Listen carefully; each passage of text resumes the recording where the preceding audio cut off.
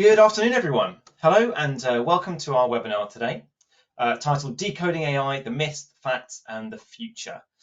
Today in this webinar, we're going to be focusing in on AI, understanding a little bit about the journey of how AI has got to where it is in the modern day now today, and then also starting to zoom in on how we can look at this from an organisational perspective and how businesses can start to think differently about how they might start adopting AI. In terms of our speakers today, you have myself, who is the head of data science for Adatis, which is part of the Telefonica Tech family. I myself spend a lot of time talking to customers about how they can kickstart and kind of adopt AI as part of their ongoing transformation journey. And we also have our friend from Microsoft, Cindy, who is a technical specialist, who's going to be kicking off our webinar and talking to us about how AI has kind of progressed into what we now know as sort of AI in the modern world. In terms of our agenda, so as I say, we have a sort of the story so far of AI, how we've progressed so far with AI and the kind of modern things that we're seeing with AI at the moment. We'll then start to talk about how we can leverage that AI in its modern way into becoming a data-driven organization and what that means for analyzing and using your data to the most, but also leveraging tools like AI to get the maximum amount out of your data. We'll then look at three different perspectives of AI that are relevant to all organizations and how organizations can start thinking about using AI in different ways depending on the different business benefits they're looking to get. We'll then move into a demo of an accelerator tool that Adatis have built, which allows us to demonstrate and show organizations and customers the different types of patterns they might want to utilize around generative AI and how they can start to begin working with those very, very quickly and easily. And then we'll talk about how we can help you in your next steps with your AI journey. At the end of that agenda, we should have time for a brief Q&A session, which I believe you can put your questions into the Q&A box that should be in the GoToWebinar page, and we'll try and get through as many questions as those as we can at the end. So without further ado, I will pass on to Cindy from Microsoft, who's going to talk to us about AI, the story so far. Good morning, everyone. Actually, no, it's afternoon now. It is 4 minutes past noon. So good afternoon, everyone. And I bet that you were not signing up for a history lesson when you signed up to this webinar, but I'm going to give you one anyway. So this is a very brief look at what AI has become over the last 50 years or so. And actually, the first time it was coined in published documents is actually in 1956, where the field of computer science sought to create intelligent machines essentially that could essentially replicate human intelligence. And that's when the term artificial intelligence first was coined. You may or may not have heard of the Turing test. So that is named after our beloved Alan Turing. And essentially, that is the test whether or not you can tell if a machine is actually a machine or if it's human.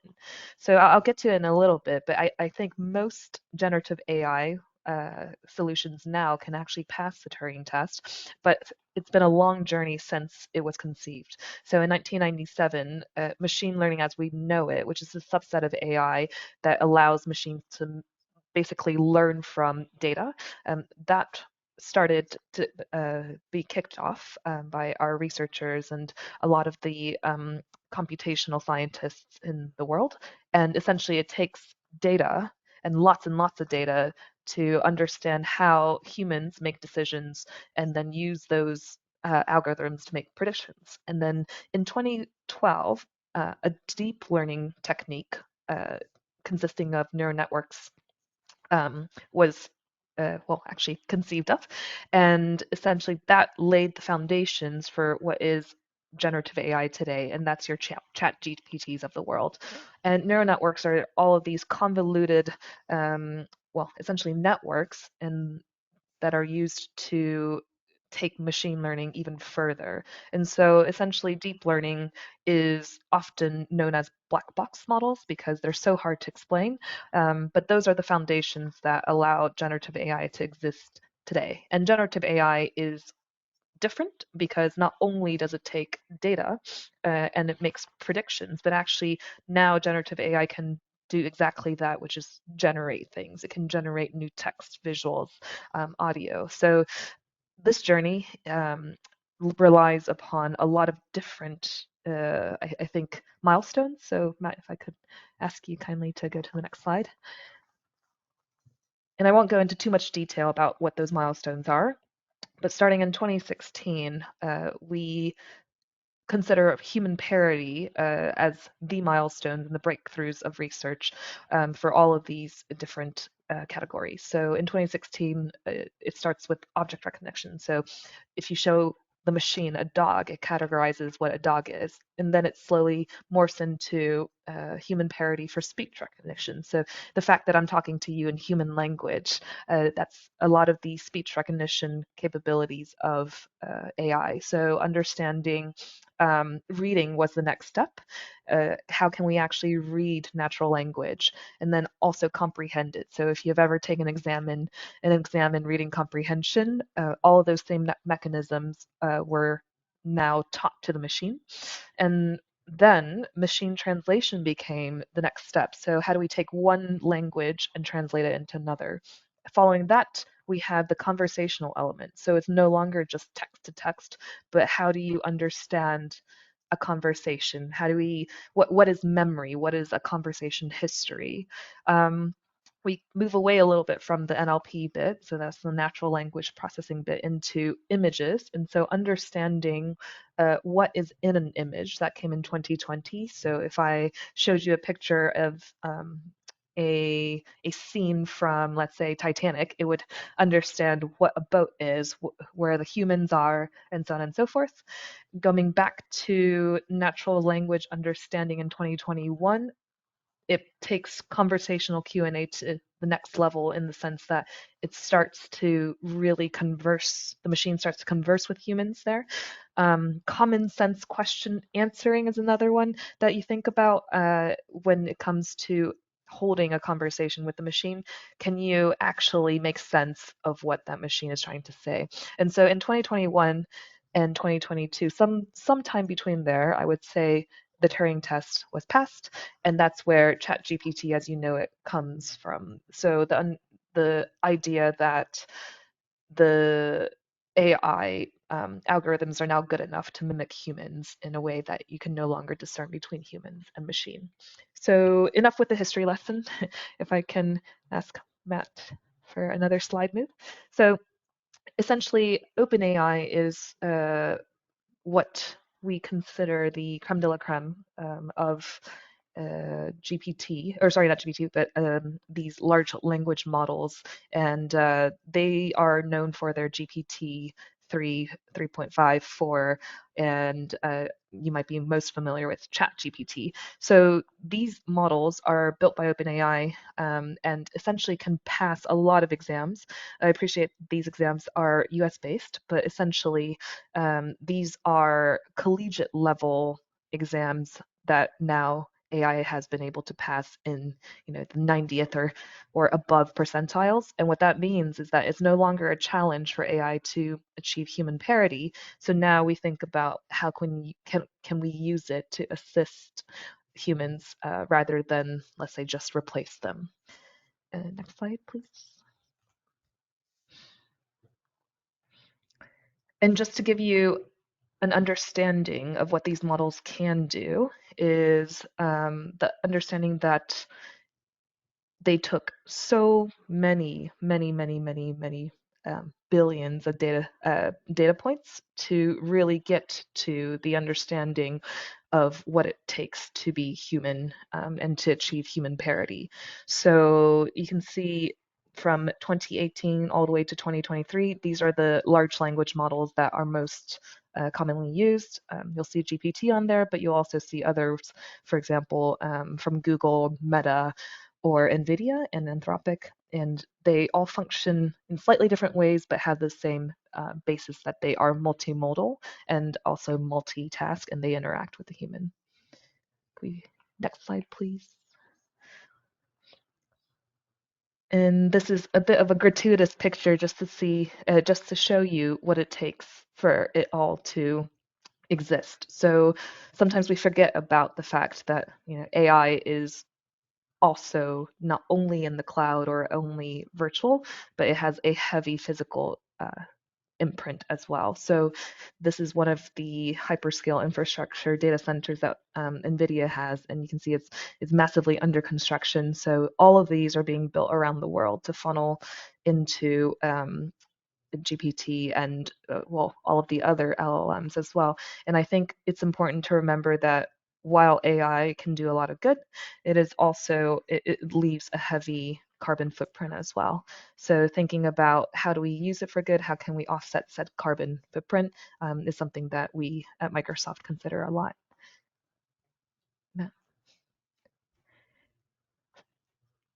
And that's why we have a close partnership with OpenAI. So actually, OpenAI and Microsoft partner in order to bring GPT-4 and beyond, and all of these other models on the bottom that you see there, to the end user. And essentially what that means is we allow organizations to wrangle GPT and use GPT in an enterprise scenario.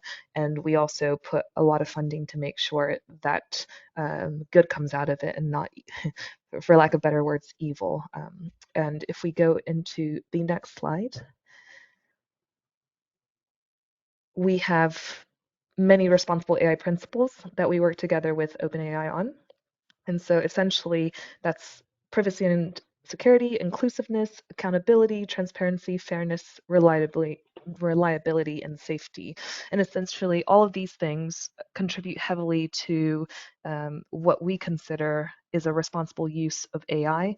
It's not only important that we use AI to help, well, us continue to, let's say, innovate and create, but we also need to do it in a way that is, well, all these things above is responsible use. So whenever we engage with our customers, and our partners have the same as well, we always make sure to ask not only can it be done, but should it be done?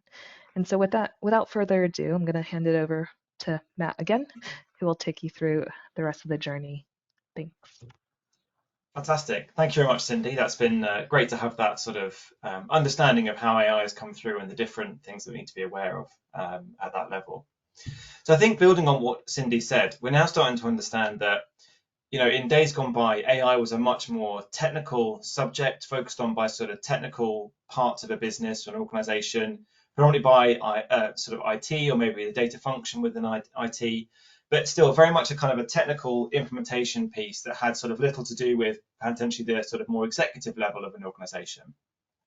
What we're seeing over that journey that Cindy's just described is that more and more the kind of the gap between what people are trying to achieve with AI and actually how realistic those is and how comprehensible that is for execs and senior business leaders is starting to really, really shrink now.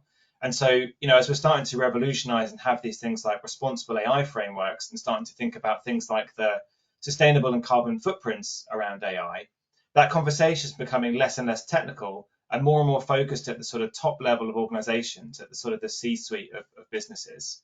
So where have all these kind of technical terms around kind of machine learning and data lakes and all these kinds of things in the past are now kind of morphing into more things like data storytelling and establishing data culture and data fluency and things like this. So the conversation around AI is really starting to mature and develop into something that an entire cross-section of organizations are starting to have, as opposed to just being a very technical topic that's only focused on by small parts of an organization. And as we sort of start to see that conversation evolve, we're seeing the kind of evolution of the role of sort of chief data officers, or for example, the role of a CTO or a CIO starting to incorporate elements of data into their day-to-day role. It's really, really important to understand that as we're trying to establish that sort of AI capability, we have to have these sort of roles across the business that can have these conversations and start to tease out these kinds of ideas in the right format. So as kind of organizations are starting to go on that journey and maybe starting to appoint their first kind of data focused roles like chief data officers, for example, what generally tends to happen is that where in a sort of a previous organization, maybe doing sort of some sort of analytics or some sort of reporting or even some sort of machine learning or data science, but potentially in slightly an ungoverned way, essentially a cottage industry that there are these little isolated pockets of kind of capability, but they're not properly governed across the entire organization. So in order to get a handle on that and start to scale those kind of capabilities, the first thing that has to happen is to input some sort of governance and kind of centralize that capability so that we can standardize the way that these things are working. And initially, this might feel like a bit of a step back. It might feel like things are starting to slow down because sort of the rate of innovation has been slightly hampered by the need to have some more controlled governance around it. So this is what we call that controlling governance, which takes us into that slight dip on the graph on the left-hand side. What we then find is actually those guardrails and sort of putting in those right foundations help to enable and empower the users to have more capabilities and fundamentally use data better and democratize those skills across the organization because we've got that central foundation in place that's so key. And from there, we can then accelerate further still so that the entire business community is starting to be liberated with those skills and the right tools and capabilities to make data work for them and fundamentally utilize that data to really help them with their day-to-day tasks. And that's what we call that liberating governance, where we're really starting to accelerate and fly with data. And navigating us through that journey is where we see the role of these kind of chief data officers or the kind of more data-focused CTOs and CIOs, helping us kind of navigate that sort of initial dip, but then moving into that rate of acceleration. And of course, there's a number of layers to these things. For example, data, all organizations have data. It's just a kind of a byproduct of any work that we do. We're always going to generate data or utilize data in some form. So that's always a given. There will always be data. The things that we can choose and kind of slightly leverage is the other aspects that sort of wrap around that data. So, for example, at a very simple level, there's technology. How do we get access to that data? What technology do we use to actually interact with that data? Are we, recommending the use of kind of more technical SQL queries to go and interrogate that data, or do we want something a bit more friendly, like Power BI and reporting dashboards, for example? And making sure that technology is scalable. So, if we're looking at very large volumes of data, have we got something that can handle that in a performant way, but can also go right down to sort of much more fine-tuned single point access query type options. So making sure we've got that range and that scalability is really important when we want to try and leverage things like machine learning and kind of data sharing and those kind of technologies. Once you've got those technologies in place, it's all about then enabling users to start using those technologies to get access to the data. And whilst this is partially about just putting the tools in front of the right people, we need to have the sort of peripheral elements to go around that. Things like establishing business glossary and proper data governance tools, and even things like understanding different KPI frameworks are helping people to understand what they can get from that data and how they should be interacting with it and what they can expect to get out of that data in terms of helping them with their roles and their day-to-day lives. And as more and more people start to use that data and see the benefits of those business glossaries and KPI frameworks, it's really important to have that layer of guardianship to go around that, to make sure that we are upholding the value of our data and making sure that we're accountable to that data and making sure that it's delivering the value that we're expecting to see. And of course, none of this happens without sponsorship, directive, and fundamentally momentum to make sure that these things and all these layers are properly catered for. So we need that sort of people element to make sure that we can navigate this journey and get all those layers properly functioning. And once we have those layers properly functioning and all kind of interacting and all working as a cohesive organization that has that data fluency and that established data culture, there's so many incredible things that we can start to look at from an organizational perspective. Things like starting to make properly data-backed decisions so that we can fundamentally say we know we're making a good decision because we've got the data to support that particular choice. But also unlocking sort of new relationships or links between different parts of your organization. By having a common data platform, it allows organizations to start integrating their different parts of their business in new ways, which can often unlock new kind of untold insights about how certain parts of that business may function and start to give benefits from that perspective. We can also get deeper business knowledge so we can understand our organization better. We can understand how we perform in certain scenarios or what kind of seasonality might be affecting parts of our business. So we can start to track these trends and really get into another level of understanding about how our business functions. And of course, it's the hot topic at the moment. We can start to leverage things like generative AI or even indeed other kind of advanced analytical capabilities such as machine learning and data science. But these things fundamentally operate best when they've got the foundational layers in place. So moving on to sort of the topic now focused on this generative AI piece. When an organization starts to think about generative AI, it's quite a difficult map to navigate. There's a lot of different AI providers out there. There's a lot of different ways to purchase AI. It's quite a confused marketplace. So organizations need to understand, what does AI actually give me as an organization? What am I looking to get out of some AI initiative or solution? And the way that we think is best to kind of carve this up at a high level is looking at the three different perspectives of AI that an organization might be trying to leverage. So the first one is looking at AI from a personal productivity perspective. And this includes tools like ChatGPT, but also things like Copilot in Microsoft 365 or Copilot for Windows. The idea, the fundamental sort of proposition behind these tools is to allow individuals to be more productive in a personal way. And we'll talk more about some of those things in just a minute. The next one is then more sort of zooming out and focusing more of an organizational level. So how can we use things like the partnership between Azure and OpenAI, or things like Copilot Studio, to actually make our organization more efficient, do things better, but not just for individuals at a department level or organizational scale. And then the last kind of perspective on AI is really where organizations are purchasing AI capabilities, but as part of a box product, if you like. You buy a kind of a software as a service package, and you'll likely get some sort of AI that's built into that helps kind of augment the way that you use that particular piece of software. And a classic example is Dynamics 365, which nowadays has specific copilots baked into it. But you see this in other software as a service providers as well. So to sort of zoom in on these then for a minute or two. So when we talk about AI tools for personal productivity, as I mentioned, we've got things like the Copilots from Microsoft, but also things like the ChatGPT tool that Cindy mentioned at the start. So of course, these are embedded tools. That's kind of fundamentally their proposition, is that they are embedded into the tools that we as individual kind of information workers, we use day in, day out. So they're right there at our fingertips, ready to be used. So to make us more productive, we can do that right within the tool that we're using, right within Excel or Word or Outlook or PowerPoint. We've got the tool right there for us to use. Ideally, we want to try and make tasks quicker. So we want to be able to generate content quicker, for example, or summarize documents quicker. We want to try and speed up the work that we're doing so that all workers are more efficient. So yeah, definitely the focus is making quicker and simpler the things that we're trying to do.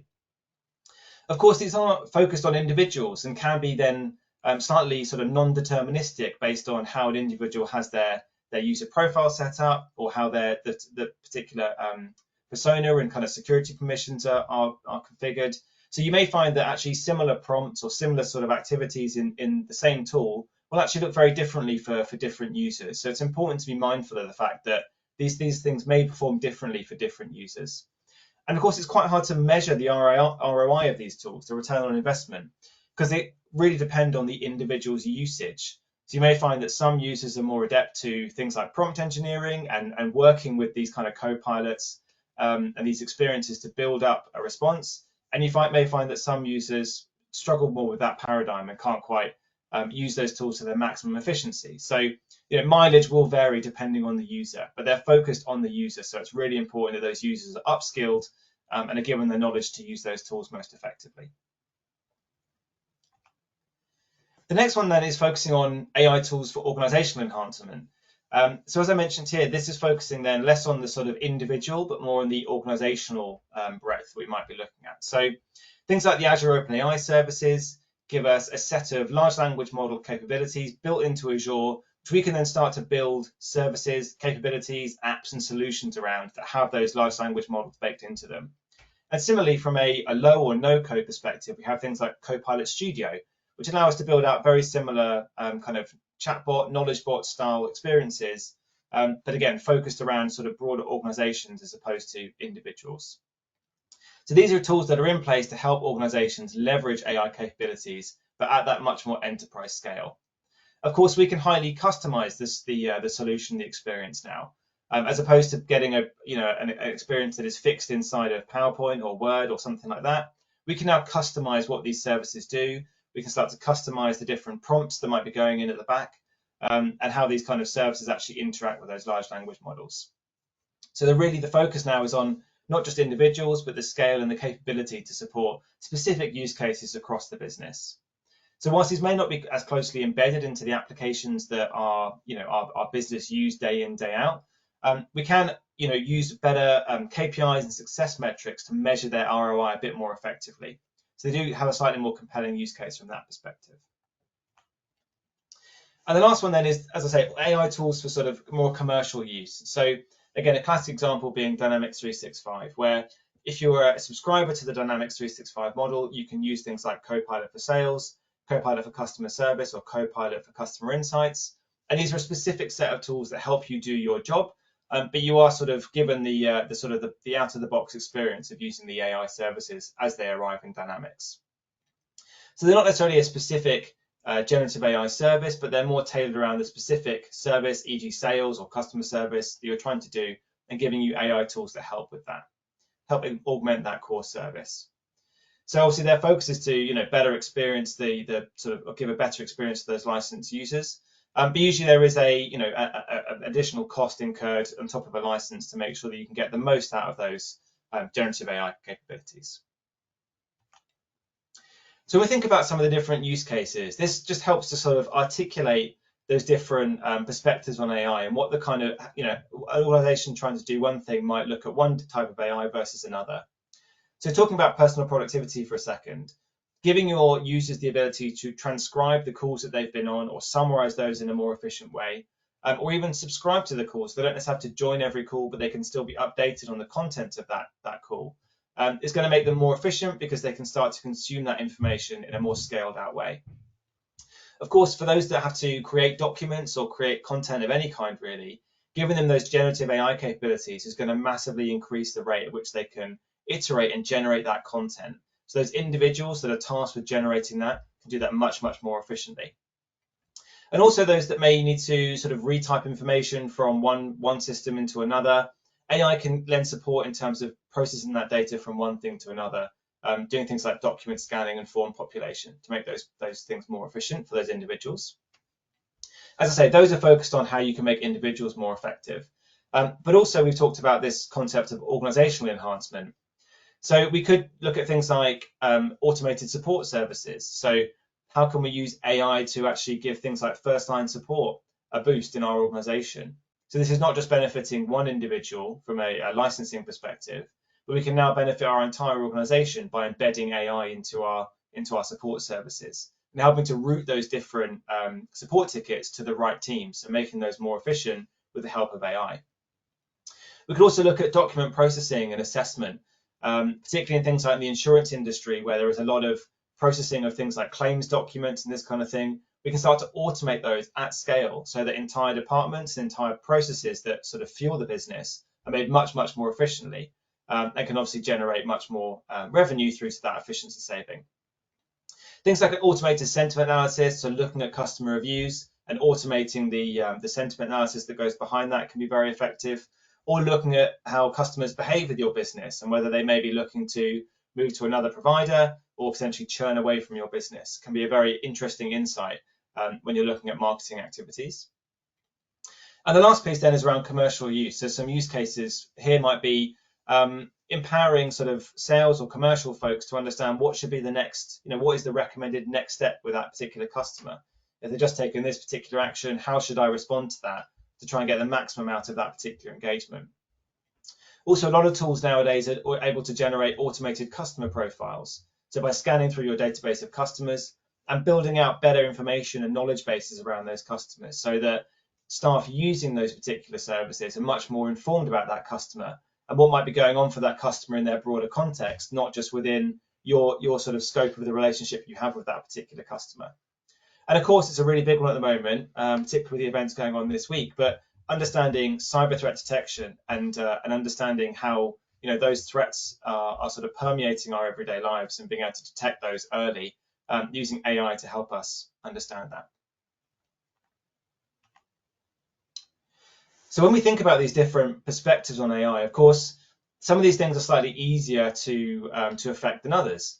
For example, if we plot these onto this sort of grid that balances off the kind of impact that these perspectives can have versus how easy they are to adopt, personal productivity is obviously relatively easy to adopt because we can turn it on in the products and services that people are already using inside their kind of well-known applications. But unless we really scale that out, we're not going to have that really sort of broad cross-cutting organizational impact that we can really track that RAI from. So great for individuals, but really needs that scaling out to get those broader benefits. Sort of in the middle is this kind of commercial use perspective, whereby we're kind of focusing on specific and relevant use cases.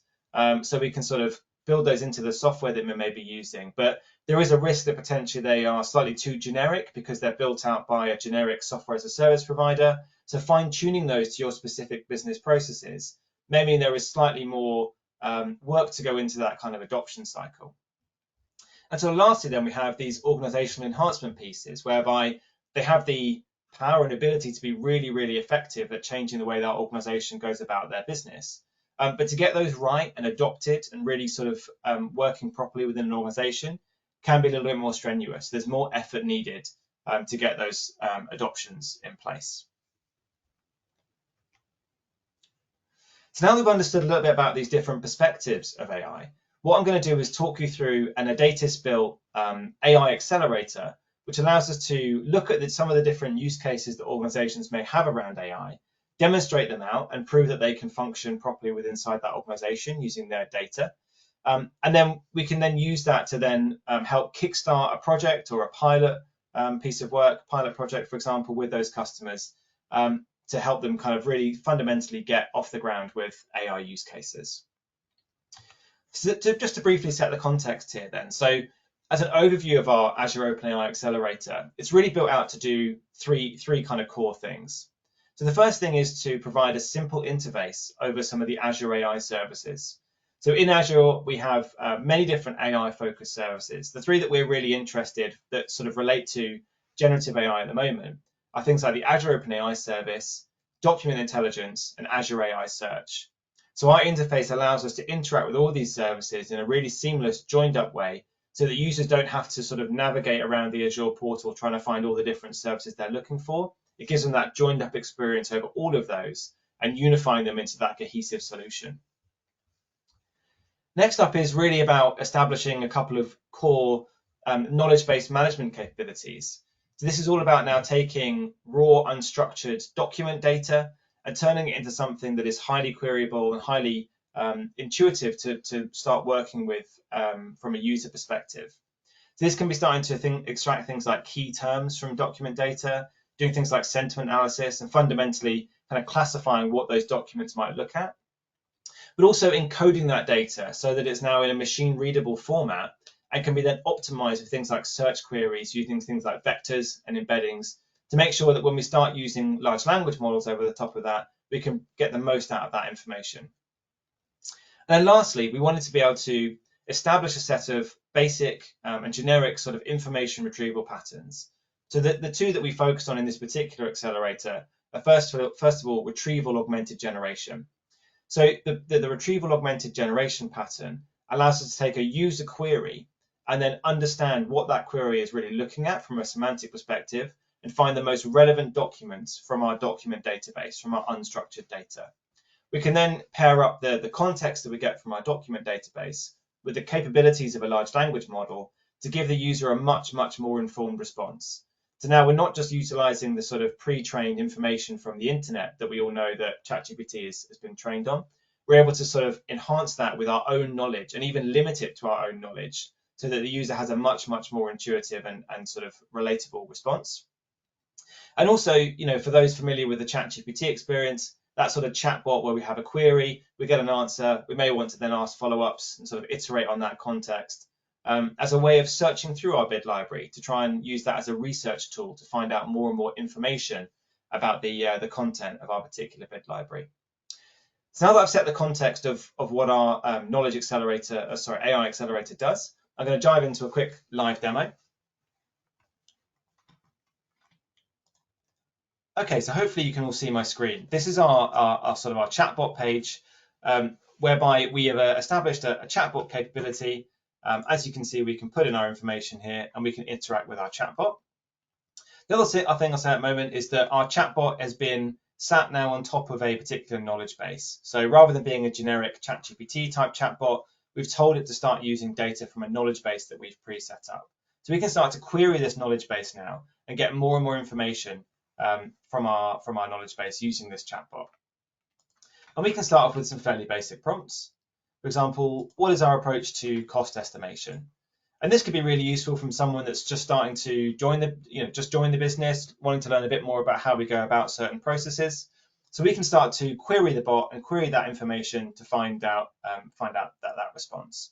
And we can see here that we use estimates are associated with data science environments. We divide projects into phases, and we estimate each phase separately. So it's a fairly accurate response based on the bid content that we've used, but explains how we go about estimating costs. As mentioned, we could also start using this as more of a research tool. So we could start to ask things like, well, which industry sectors have we completed projects for? If I'm building out bid responses, for example, I might want to know what are our core target sectors that we've worked in. So I can fire this off into my bot, and it will come back and tell me that we've worked in a variety of different industry sectors, for example, the public sector, education, healthcare, retail, commercial verticals. So it's answered my response and told me which sectors that we've kind of worked in. Another thing that we can do then is we might want to start to understand, well, what is the context? How is it finding that information? How do I know that this is correct? How do I validate that particular response? So what we're able to do actually is use our kind of context button here, which tells us the different chunks of data that were used in order to generate that response. So we can actually go through and verify that the information that it's giving us is correct and accurate, and also giving us a sort of a match percentage to how relevant that information was. As I said, we can also start to iterate then on these responses. For example, if I was particularly interested in public sector, I could say, well, let me find out a bit more about our public sector responses. So tell me more about the work done in the public sector. And I can now start to double click on some of those responses, and the bot can maintain that context and start to give me further information about those particular public sector customers. For example, local government, health trusts, and other public sector organisations. That's really good. So it's a really nice way of actually interrogating our bid library and using this as a research tool to help us actually get more and more information from our bid library. We can also then use this to start generating responses in a slightly different way. So for example, here, if we want to start using this tool to help us with sort of proposal management and creating content for things like bid responses, then we've got this kind of interface set up to help us with that particular process. So if I take a sort of a relatively standard bid question, I can put this in here. Notice I can also augment my my prompt here by saying things like, I want the heading structure or subheading structure to answer this question, and some initial draft content under each heading and subheading. So this gives me much more opportunity to be more direct with my prompt as opposed to just interacting with a chatbot. You can see I've chosen the answer option there. And I can then go and ask my service to go and generate me a response to this particular question. Okay, so it's done a fairly good job. It's generated for me the headings and the subheadings, which kind of answer the question about how we go about our cost estimation process. I've also mentioned in that question about making sure that risks are accounted for. So we can see that things like regular updates and contingency plans are all kind of leaning into the fact that we're going to be covering off various different risks. Should I want to then iterate on this particular response, I can then put that back into my source text input. And I could say, for example, well, I'd actually quite like to have something around dependency management, for example. So I could put in another title around that.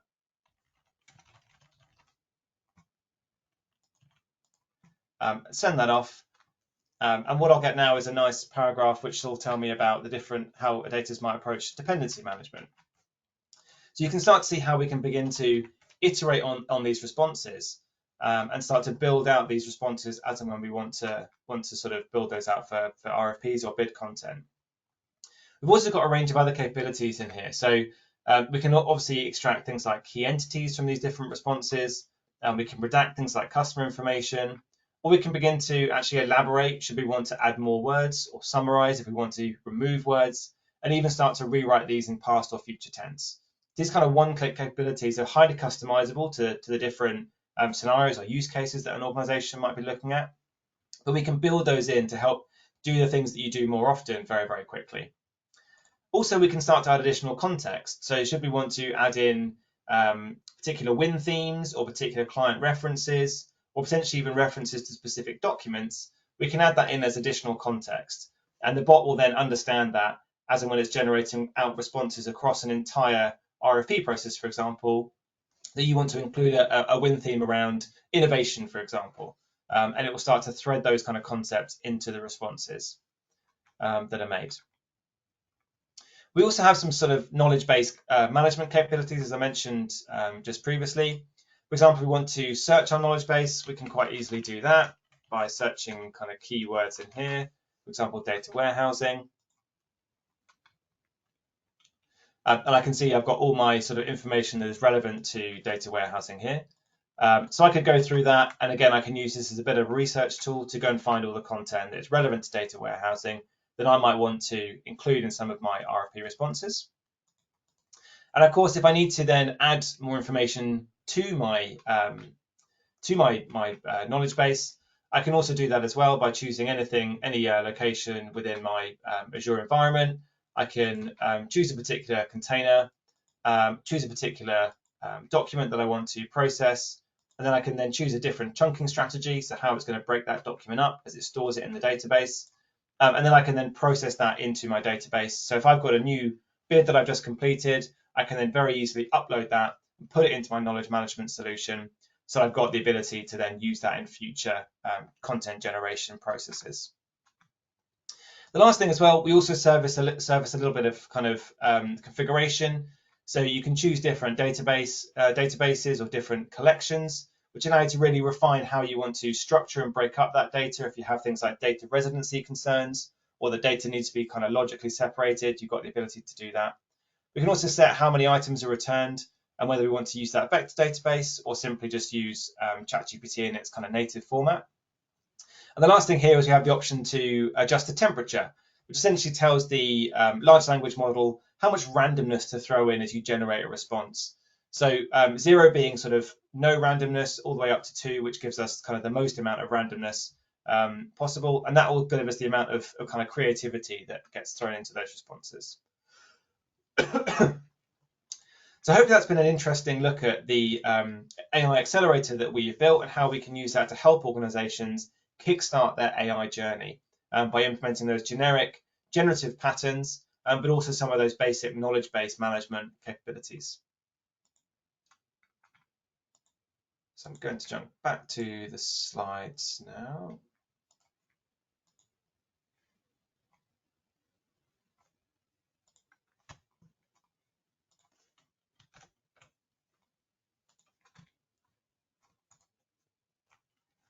So the last thing I want to cover off then is a brief overview of the different approaches that we can use to help organizations get started on their AI journey. And these really split down into a technical piece and a non-technical piece. So this particular one that we're looking at the moment is called our AI Readiness Kickstarter. And the goal of this is to really help organizations find out all the facts and all the information they need to kind of go on their AI journey, embark upon that sort of that road to AI adoption.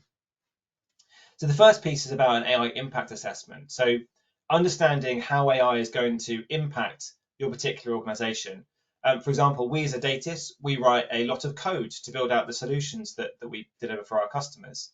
And as we have more and more capabilities coming from generative code gen tools, for example, like GitHub Copilot, we may need to be aware of the impact of those types of tools, about how much code that we may need to write versus using generative tools like GitHub Copilot.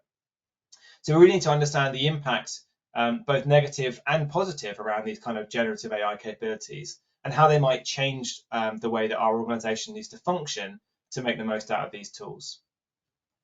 We also use a process called AI solution envisioning, where we can take individual use cases that come out of things like the impact assessment and start to dive deeper into those as individual use cases. So here we start to understand, firstly, what the value proposition is, what makes this use case worth embarking upon, and also some of the kind of the success metrics and the kind of key KPIs that we're going to use to measure those particular use cases. And then on a more practical level, we'll also talk to some of the subject matter experts about how this use case would actually manifest itself in an organization, but also what resources we might need to have in place, For example, have we got the right data to enable that particular use case? Or do we have the right processes and people to ensure we can get the most out of that particular use case? And using that solution envisioning approach, we can then create a prioritized view of your different use cases to give you advice about which use cases to start working on first. We can then support the process of building that up into a business case to kind of document that value proposition and how we can actually start to plan out the delivery of those things, and then wrap all of that up into an AI strategy so that organizations have a joined up and cohesive vision that aligns to their overall objectives, that talks to the way that AI can kind of support organizations on that journey, with things like cost estimates, practical roadmap planning, all included in that to make sure that you've got that end-to-end view of how you can adopt AI. The other kind of key offering I want to talk about is what we call our AI Innovation Hub. And this is kind of our process for helping organizations tangibly get started with AI. How do you get something that you can actually demonstrate to your organization and really start to win over the hearts and minds of your business that you can help people to start adopting with these things? So the AI Innovation Hub essentially builds on the AI Readiness Kickstarter, takes those use cases and applies that prioritized view so we understand which are our most valuable use cases. We can then use our expertise in AI engineering and machine learning delivery, for example, to help build out those pilots, to help us really kind of understand, is this actually a viable AI solution or initiative, or actually is it something that sounded like a good idea but we're not quite ready for yet? So the idea is that we want to allow you to fail fast and waste sort of minimal effort on establishing that sort of feasibility. But for those ones that really are a really good option and have a lot of potential, we want to make sure we can help to accelerate those through to that pilot stage. So it's really about understanding how we can very quickly get that pilot up and running to a way that can be demonstrated across the organization. And then as that value case gets more and more proven, we can then help to scale that out into production for whatever that looks like for your organization, starting to take into account such as enterprise scale and security, looking at things like CI/CD and how we might deploy and maintain these artifacts, things like machine learning operations also come into effect as well to make sure that we can manage and maintain that AI initiative over the long term. So the key sort of value propositions or the key value pillars behind this are kind of threefold. So the first thing is being able to manage those use cases, understand what those core business problems are and how they manifest themselves as use cases, building that out into a structured backlog that we continually review and iterate on and start to build out pilots from. The other thing, of course, is then the AI infrastructure, so making sure that we've got that foundational layer in place and those resources there to make sure that we can rapidly develop those use cases and make sure that everything that we need is in place to cover off things like security, governance, all those really important concepts that I talked about at the start of this webinar are in place to make sure that we can scale those out smoothly. And the last thing then, of course, is capability to actually develop these solutions out. So we have tried and tested and proven knowledge about how to develop these particular types of applications and capabilities, and we can use that to help your organization really get started on that journey to adopting AI, using things like our AI accelerator, but also our data platform and our other broader offerings as well. So with that, that actually concludes the content of this webinar. I believe we have roughly 10 minutes or so for questions. So I would encourage anyone to start putting further questions in the Q&A box if they have them. But I will open up the question and answer bot now. There was one, but I took the liberty of kind of answering that, but I think you can give a bit more color to it. Okay, sure. So the question is, so is AI tools for organizational enhancement more about building stuff ourselves that either benefits from or contains AI, whereas AI for commercial use is more about purchasing and using pre-built tools with AI built in rather than building ourselves? So yes, I completely agree with Cindy on that one. I think, yeah, organizational enhancement is really about giving you the opportunity to build out a tool or a capability that is really tailored around your organization. It's about using sort of relatively standard services in Azure and bringing those together in such a way that fits your specific use case. And this is where those things about the sort of success metrics and KPIs come into place, because you as an organization will understand individually what makes this use case valuable, or actually what makes it one of those ones that you might fail fast on. And yeah, conversely, the sort of the organization, the commercial use AI is really your kind of you get what you're given out of the box. You may have some ability to fine tune some aspect of it, but fundamentally, someone else has built that AI for you, and that is then a value add to that product and service, but doesn't give the opportunity to really fully build out things that are focused around your organization. Cindy, is there anything you want to add to that at all? Yeah, for example, so you might have heard about all of the Microsoft Copilots, and the main difference between, oh, gives Matt a chance to chug some water there. Main difference between what we have said is a Copilot versus Azure OpenAI tooling is that Copilot is a bit more hands-off. So it is already built for you. You can uh, utilize the fundamental LLM, so that's usually GPT-4, under the hood, but it is one layer up, whereas Azure OpenAI is really just that deep programmatic tool that you can use to wrangle into exactly what you want. So I think my my go-to is usually, can you do it via something like a Copilot first? Because there's not necessarily the need to spend R&D, both time and money, into building something that has already been built. So no need to reinvent the wheel. But then if there is something that your company or your organization really needs from a fundamental perspective, how you interact with the large language model. So for example, if you have APIs that already exist, or if you have existing systems that you need to integrate into, this is where I think you would want to go down the customized route of wrangling those large language models through programmatic, whatever your programmatic language is. Well, thank you, Cindy, and thank you, Pardeep, for the question. We've got a few other questions here. So we've got one from Suresh. So, how will our data be translated into a format that AI can understand? Is it vectorized? So, yeah, you've guessed the answer there perfectly, Suresh. So, yes, we vectorize data. So, essentially, create a numerical representation of your content.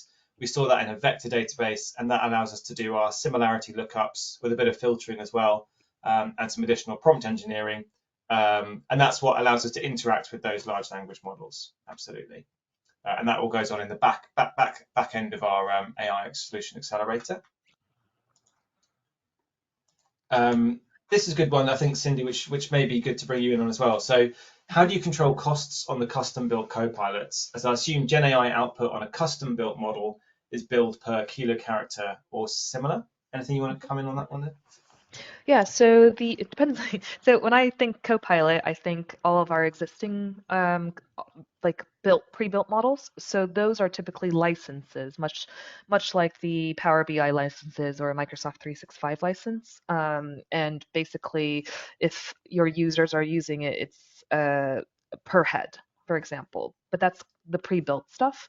The custom built Copilots, those I would like to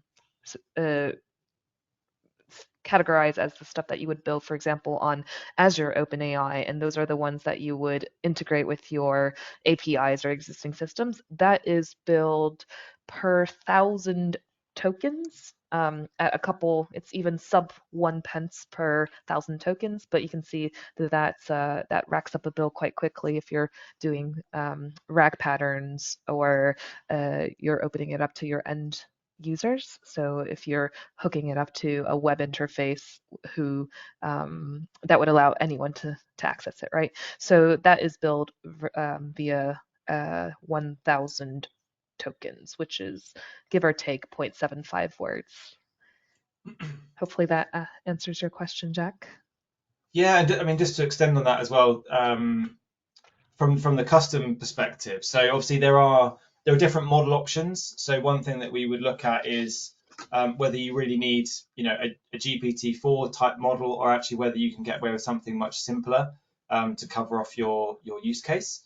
And that then obviously helps with cost optimization, all that kind of stuff. And if that more than covers what you need it to do, then that's great. You can choose a more efficient model that is likely quicker and cheaper to utilize. So finding that right model is really, really important. As Cindy said, these all work on all these kind of custom Azure OpenAI services work on token count. So anything we can do to start limiting that token count. So what we would start to do is firstly really focusing on the use case. And if the use case is going to be generating volumes and volumes of content, then we'd have to factor that into our cost estimation. But ideally, what we want to try and do is utilize different techniques to try and condense the amount of prompts that we're having to push in and the amount of content that we're then passing through that LLM on each iteration.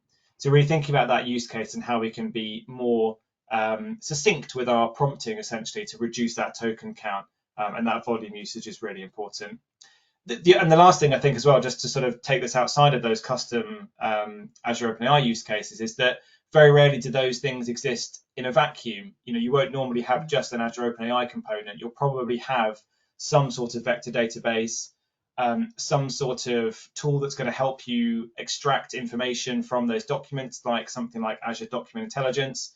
And those things all have costs associated to them as well. So when you look at these different solutions, it's really important that you look at that holistic view of everything, and not just at the specific large language model as well. Yeah.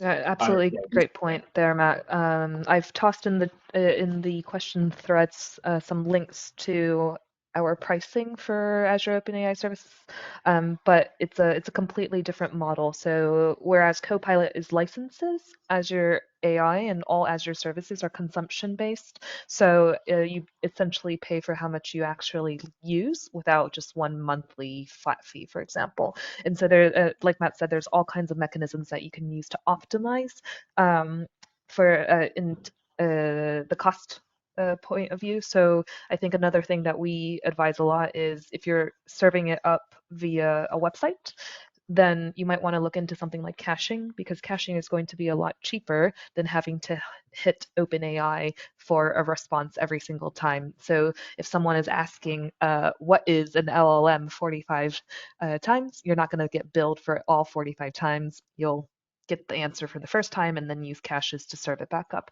So those are kind of the things that, actually, that's my day job. I didn't explain it very well, but essentially Matt and Adatis and I at Microsoft, we are both able to help you architect it in the right way so that it's efficient for your organization and doesn't cost a lot. So yeah. Great, thank you very much, Cindy. I think that nicely answers that last question there, which is around the Copilot licensing versus Azure AI. So that's perfect. And that is all the questions that we had in our thread. And I believe that takes us almost perfectly up to 1 o'clock as well. So I just want to thank everyone again for joining the webinar today. And I hope that you found that interesting. Special thank you to Cindy for attending and giving us such a fantastic rundown of kind of how we've got to the point of which AI is at the moment. Thank you very much for your time, Cindy.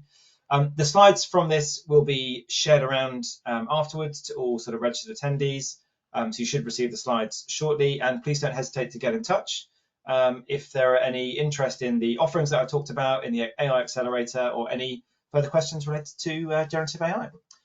Thank you very much, everyone. Enjoy the rest of your day. Thank you. Thank you.